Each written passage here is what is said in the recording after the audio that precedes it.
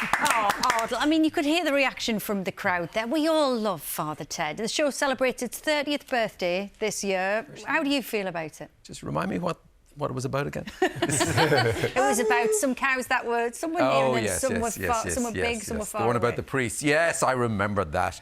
Yeah, I know, very proud of it. But every day's a new day. That's it. No, I stumble upon it sometimes. Like, it's always on. I mean, there's no escaping it, so apologies. And I do love it, I have to say. Yeah. Well, like you say, every day's a new day. Yeah. Every year brings a new tour. You are heading out on your stand-up tour this year. So when you look back on your career, how do you feel you've changed as a comic, as a stand-up? Do you feel you've aged like a fine wine, Ardal? Yeah, all mouldy. Well, yeah, I think so. Like, I like to think, you know, you kind of get more bolder as you get older, I suppose. I think when I started out, I very much had a persona, you know. It was a version of me, but it was... Maybe I was hiding behind a persona, and I was all about trying to create the perfect joke, like maybe a kind of a surreal joke or just a well-crafted joke. And I think as time goes on, like, you know, it's not that you get bored with that, but like you just become braver, bolder, more engaged, I suppose, with the world around you. So I guess like it becomes more personal as well. It's more about you, and you're more present on stage.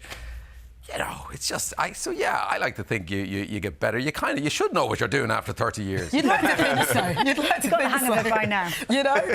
Nigel, thinking about you, look, you've been acting since you were a kid. Is that something that you can relate to, what Ardal says? Yeah, it is. I feel like sometimes that I've got a hang of it and I know what's going on, and then other times I feel like I don't have a clue. So sometimes I can get really nervous about things, and then I can just settle myself so much easier. And then sometimes I have a confidence that I feel like I can take it on and try something and risk a bit more, because let's face it, you know, we've had enough bad press, we've had enough good press. We can roll with the punches a bit more, I think, as I get older. But yeah, ask me again after the play's over. We'll check back in at the end of the run.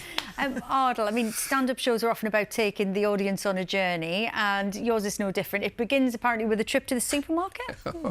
Yes. Well, kind of. I mean, I don't really want to get into it. It's triggering, the incident. No, it's a safe space, Ardal. Yeah, thank you. And no one's watching. No. So, I don't know if this has ever happened to you, but, like, so... I was at the supermarket one day and the door wouldn't open for me. Like, has that happened? I mean, it opened for everybody else. Sliding doors, you mean? Yeah, the automatic sliding doors wouldn't open for me. I mean, they even opened for a pigeon. I'm not making that up.